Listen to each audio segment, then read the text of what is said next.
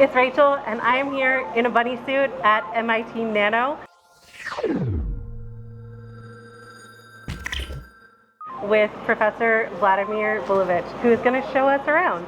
Well, it's a pleasure to have you here. Thanks for coming. Want to come along? Yeah.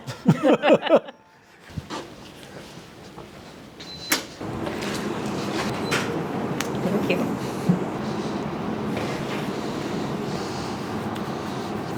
Do you like the 10 to the minus 9? Or see the emblazoned there? Yeah.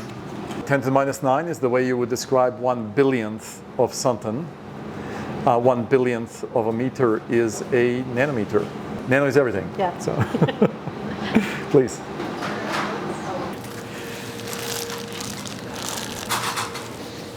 This has an opening, so just there you go. Oh, you look professional. Oh yeah.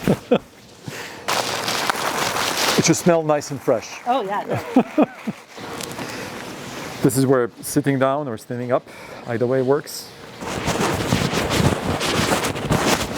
Okay. Let's have. Is everything fine in there? So far, nothing's on fire. Excellent. We'll go this way. Oh wow, clean elevator. Yes.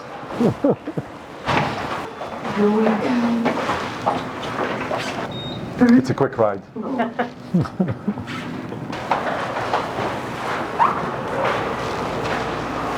Goal of this space is to enable anyone to build anything they wish. So it sounds pretty cool, so we'd love to take a look. Let's take a look. You were joking earlier that if you have allergies, this is the place to be. And I'm very allergic to dust mites, and I have noticed that I am breathing easier than normal. So.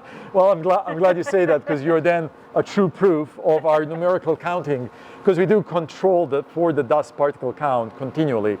We do speed up and slow down our purifying fans in order to make sure we are at a class 100 or better. And what that means is that in a cubic foot of air, there are 100 particles bigger than half a micron. Your hair is 75 microns wide. So half a micron is 150th the thickness of your hair. Anything bigger than that, we don't want to have any more than 100 of such particles in a cubic foot. Wow. Out there, outside of this clean room, yeah. in a cubic foot of air, you would find 1 million such particles. Wow. So for every 10,000 particles, only one remains.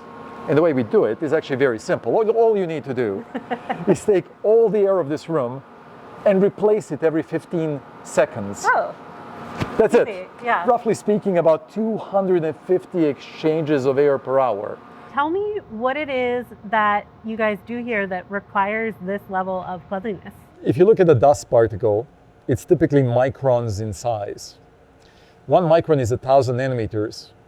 If I'm to shape the nanoscale, I don't want to be confused by the size of the dust particle. From perspective of nanoscale discovery, a dust is like a boulder, and I need to make sure I avoid it. These suits and the way we clean the air and make it fresh and pleasant is indeed to avoid any of those dusts accidentally ending up in our experiments and hence confusing us. And there's a lot of potential for accidental contamination because a ton of people work here. Could you tell me about, how many folks have experiments running here? Absolutely. Well, we have in the whole facility about 1,500 people. Wow. Now, they're not here all on the same day, but they do come in and get their work done.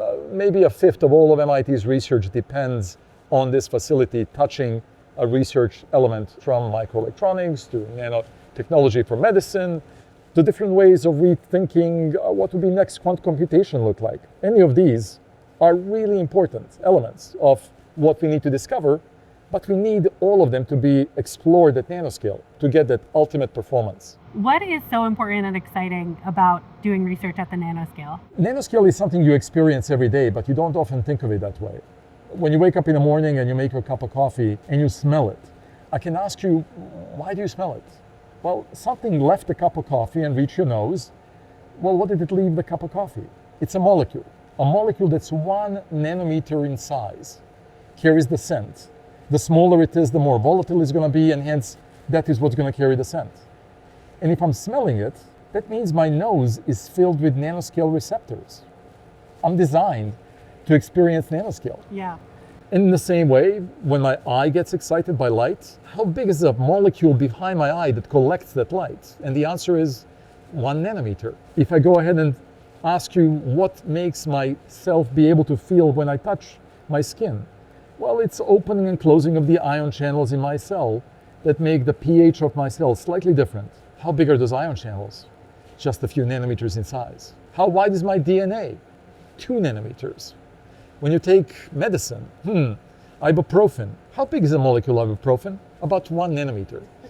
How about vitamins A, B, C, and D? 1 to 2 nanometers. Whichever way you turn, whatever element of who we are you try to explore, you always recognize it's built down on a nanoscale. And it's only very recently we have the tools to truly see the nanoscale. And through that to infer how is it that all these physical processes happen, and how do we help them if they might be hurt or they might be needing some sort of improvement. And through that, rediscover an entirely new way of thinking of what next set of technologies might be. Because once you see the nanoscale, you realize you missed a whole bunch of new things that could open up whole new vistas of opportunity. You said that, it's only really recently that we've been able to explore the nanoscale scientifically. Could you give me a little bit more context for how new these tools are? Sure. Well, the first time humanity saw atoms, actually took a picture of an atom and said, ooh, that looks really nice and round, was in 1980s, late 1980s. And you can imagine this instrument called scanning tunneling microscope was used. When they looked at that atom and saw it using this very sharp atomic scale tip, all of us were saying, wow, I want to do that. So maybe a decade into the mid-90s, we all had these instruments and we could start playing around and seeing the nanoscale. We were not really discovering anything new. We were just observing what we knew should be there, but never before saw. Much of our understanding of nanoscale prior to that moment was inference. It must be that they are atoms. It must be that the nanoscale is formed this way because of all these other phenomena we were observing. But seeing them, oh my gosh, did that change the way we thought? By early 2000s, we start learning how to move around atoms, quantum corrals. And by that, we can now shape nanoscale. Now, we're really doing is shaping like 5, 10, 20 atoms where we want them. And it might take a couple of days to shape those 20 atoms. But we were for the first time kind of exploring the opportunity of it. In parallel, we were developing technologies like organic LEDs, OLEDs, that use 1 nanometer size molecules, not as things we eat, but as things that can glow and can start acting like semiconductors. This blend between the nanoscale exploration through characterization toolsets like this and the advent of this whole new field of nanostructured electronics and photonics allowed us to say this is real. There are so many opportunities here in the electronics world. In parallel, developments in medicine and the way that we can go ahead and detect various types of analytes from air, because we can smell particular molecules in the air by using carbon nanotubes and nanowires and little ligands that sit on the outside to snatch those molecules and change performance of those nanowires in some way. This was all new, and it's still very new, because it turns out that any discovery we make in a lab requires about 1 decade before that discovery can be in the hands of 1 million people. It's never been done in less time. Everything I described to you are ideas that have emerged in 2010, 2015, yesterday, by the scale of building new ideas forward. We are at the very, very dawn of the nano age, and it's thanks to the tools around us. These tools shape the nanoscale the way you want them, and then down in the basement of MIT.nano, we have the most exquisite imaging tools to be able to see the nanoscale.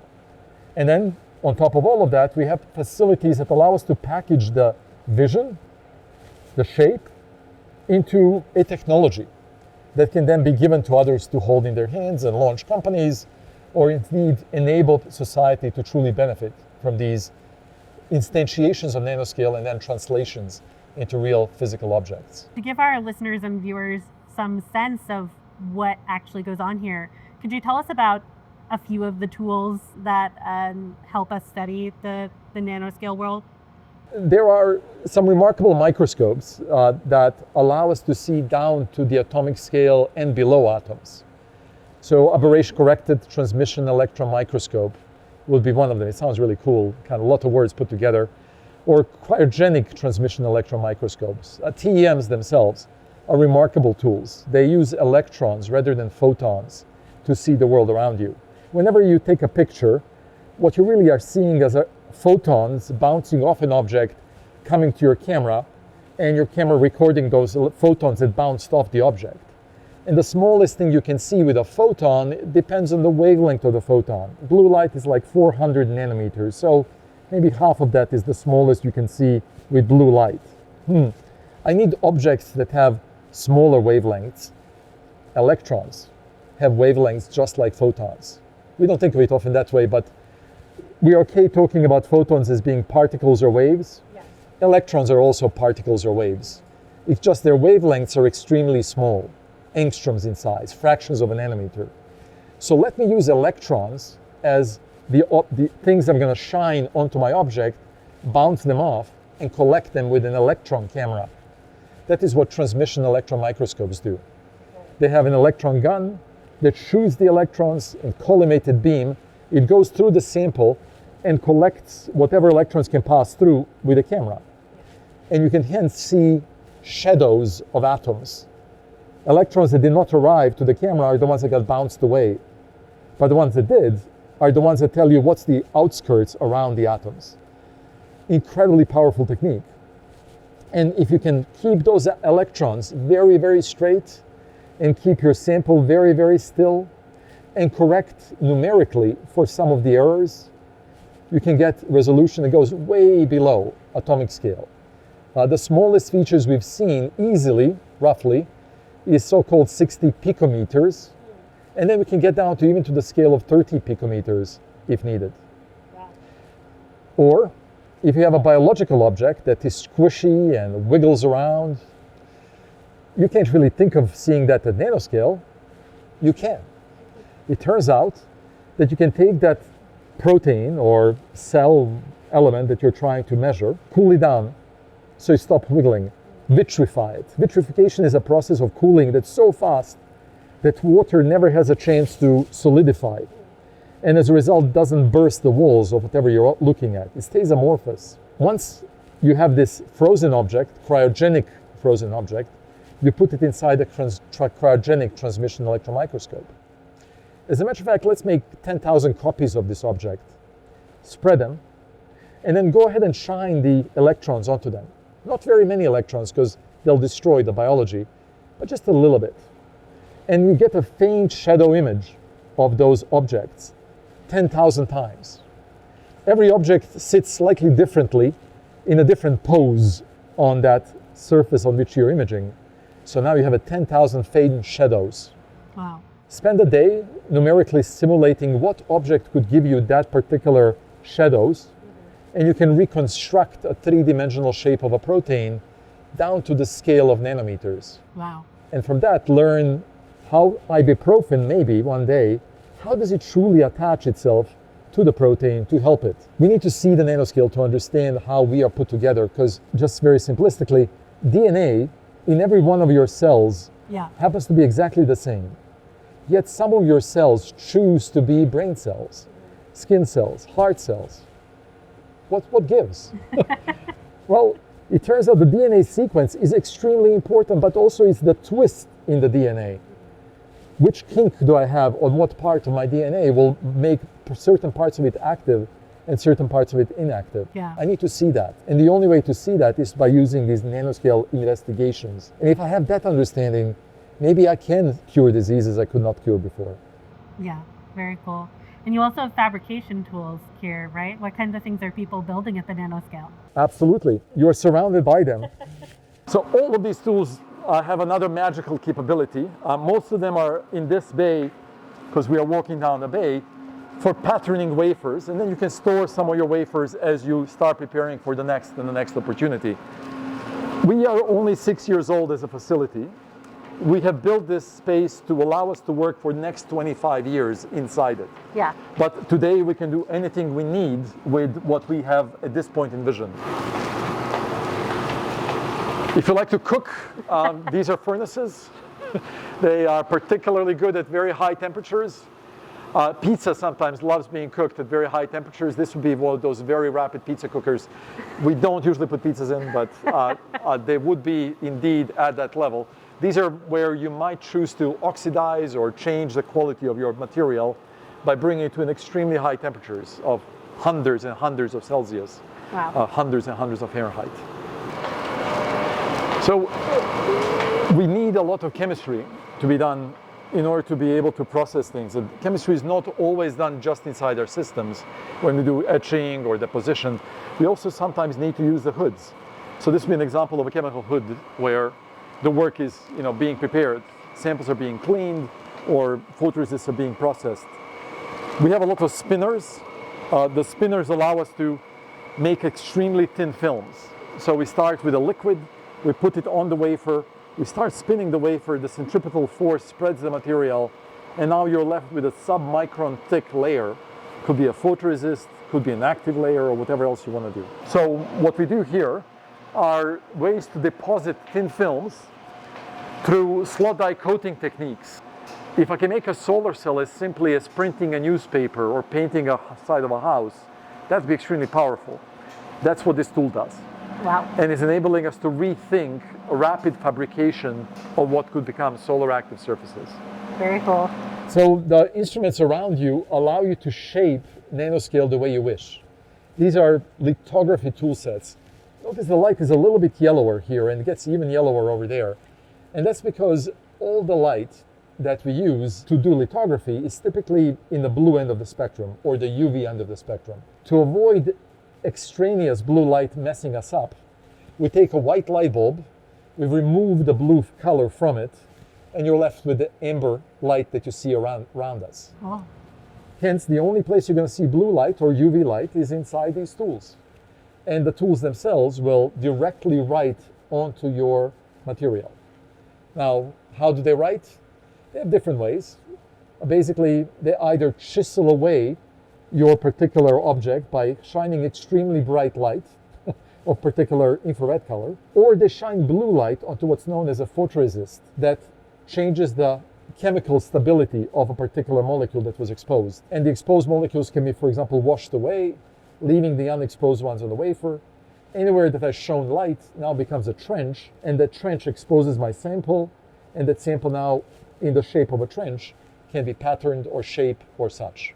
What kinds of materials and objects is that useful for? So lithography, the way I described to you, can be used on any process material you wish. The most common you would find it, let's say, on silicon, because many people do use silicon.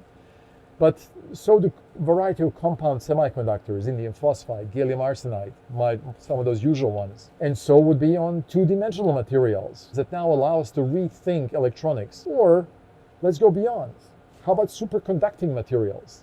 Materials that you need to cool down to show this state of matter known as superconductivity that allows us to make, one day, a very efficient quantum bit, qubit circuits.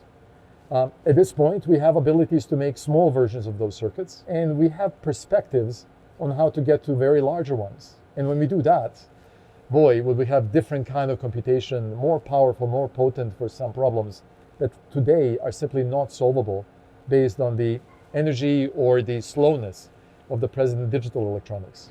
So our ability to really explore nanoscale is so new. We're learning new stuff all the time. What do you think is going to change because of research like this in the years ahead?